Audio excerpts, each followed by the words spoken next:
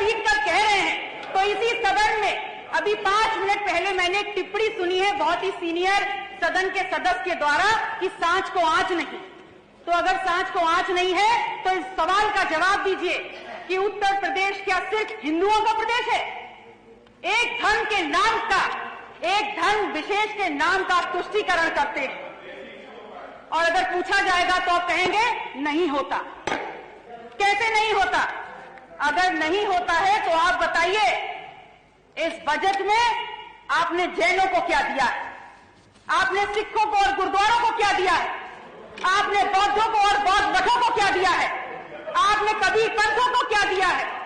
और बहुत दूर मत जाइए, आपने नाथ संप्रदाय को क्या दिया है? क्या ये धर्मास्थल और इन धर्मों में आस्था रखने वाले लोगों की आस्था नहीं है?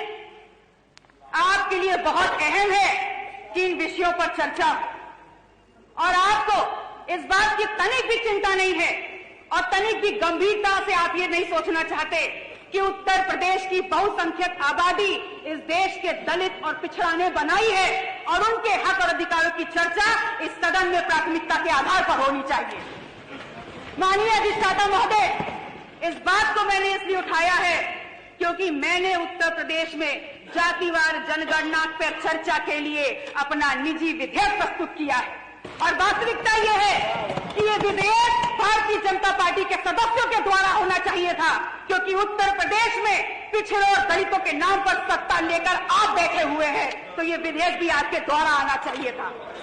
और ऐसा नहीं है, पर्याप्त संख्या में भारतीय जनता पार्टी में पर्याप्त संख्या में दलित और पिछड़ों की नुमाइंदगी करने वाले, प्रतिनिधित्व करने वाले यहाँ पर सदस्य बैठे हुए हैं, लेकिन सब के सब पंगु हैं, और आप पंगु हैं इसलिए यहाँ पर आप जेल कहे या कुछ भी कहे, सच्चाई नहीं छुपने वाली।